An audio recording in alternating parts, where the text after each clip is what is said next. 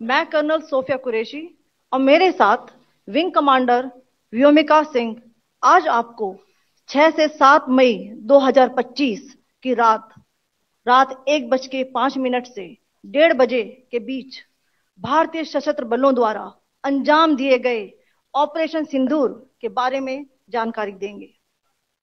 Operation सिंदूर 22 अप्रैल को पहलगाम में हुए विभत्स आतंकवादी हमले के शिकार मासूम नागरिकों व उनके परिवारों को न्याय देने के लिए लॉन्च किया गया था।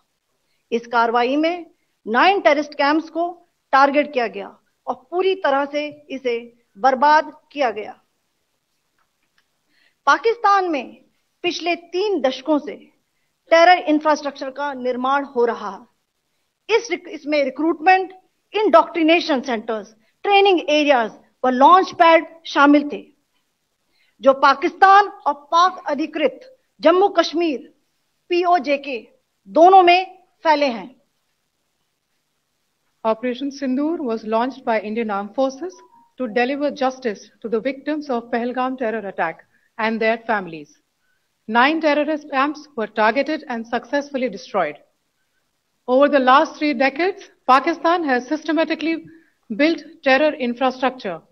It is a complex web of recruitment and indoctrination centers, training areas for initial and refresher courses, and launch pads for handlers. These camps are located both in Pakistan as well as Pakistan-occupied Jammu and Kashmir areas.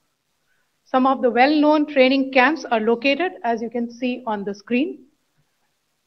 They are distributed from Savai Nala in the north, counting to approximately 21, ending at Bhagalpur to the south.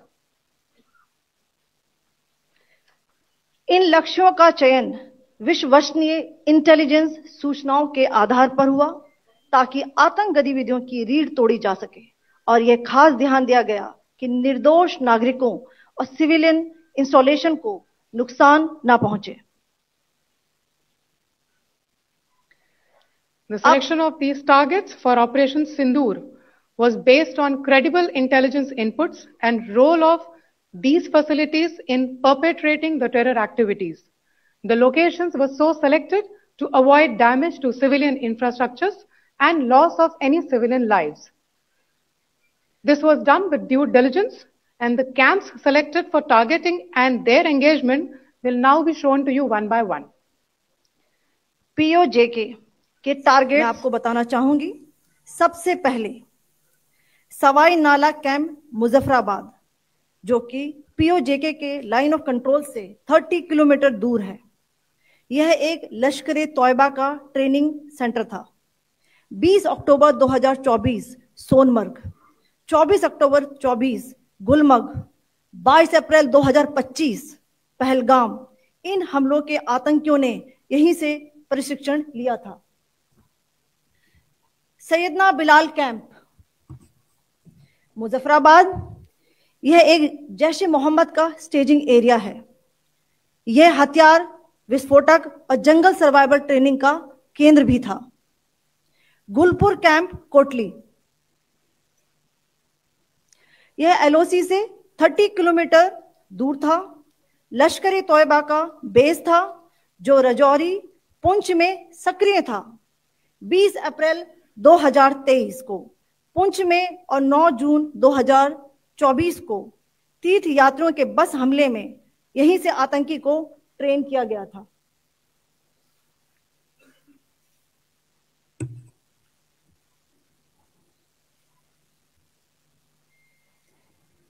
Barnala camp बिंबर, यह LOC से 9 kilometre दूर है।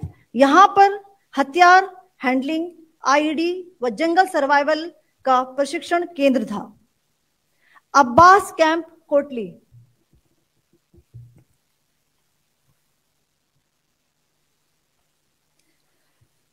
यह LOC से 13 kilometre दूर है। लश्कर तौयबा का फिदाइन यहां तैयार होता था। इसकी कैपेसिटी 15 टेररिस्ट को ट्रेन करने की थी।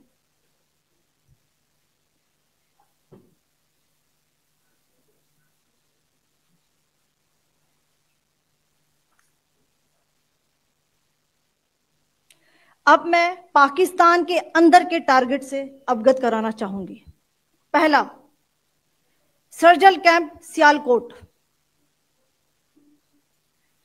यह अंतर्राष्ट्रीय सीमा से 6 किलोमीटर की दूरी पर है, सांबा कठुआ के सामने।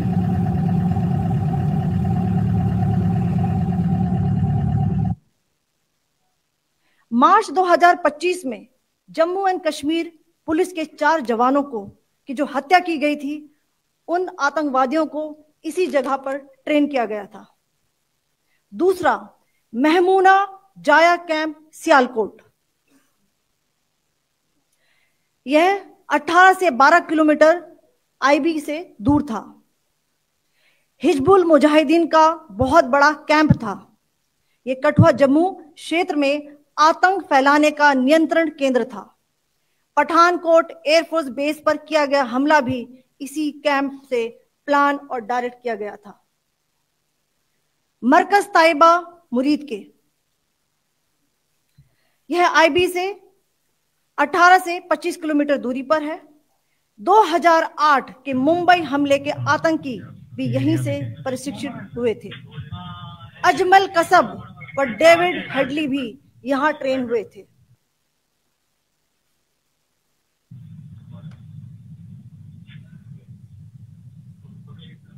आगे दूसरा आया।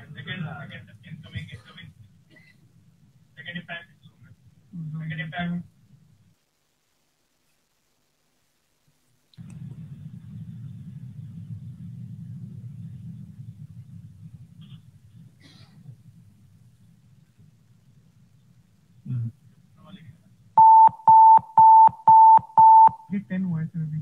टारगेट 10 हुआ, एंक्लोजर सेम ही है। 7 it is hit the target. हाँ हाँ।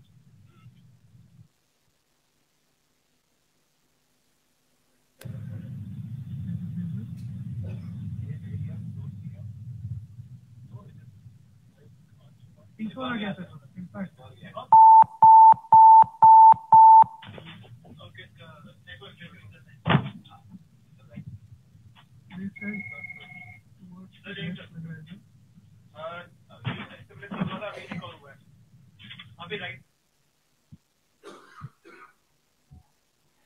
मरकज सुभान अल्लाह भावलपुर, यह इंटरनेशनल बाउंड्री से 100 किलोमीटर दूर है। जैश ए मोहम्मद का मुख्यालय था। यहां पर रिक्रूटमेंट, ट्रेनिंग व इंडोक्ट्रिनेशन का केंद्र भी था। शीर्ष आतंकी अक्सर यहां आते थे। मैं आप सबको बताना चाहती हूं कि किसी भी सैन्य ठिकाने का निशाना नहीं बनाया गया और अभी तक किसी तरह की नागरिक क्षति की रिपोर्ट नहीं है। धन्यवाद। जय Hind. The strike on the terror camps were undertaken through precision capability, as shown to you. A niche technology weapons with careful selection of warheads was ensured so that there will be no collateral damage. The point of impact in each of the target was a specific building or a group of buildings. All the targets were neutralized with clinical efficiency, and the results reiterate the professionalism of the Indian Armed Forces in the planning and execution of their operations. No military establishments were targeted. India has demonstrated considerable restraint in its response. However, it must be said that the Indian Armed Forces are fully prepared to respond to Pakistani misadventures, if any, that will escalate this situation. Jai Hind, and thank you very much.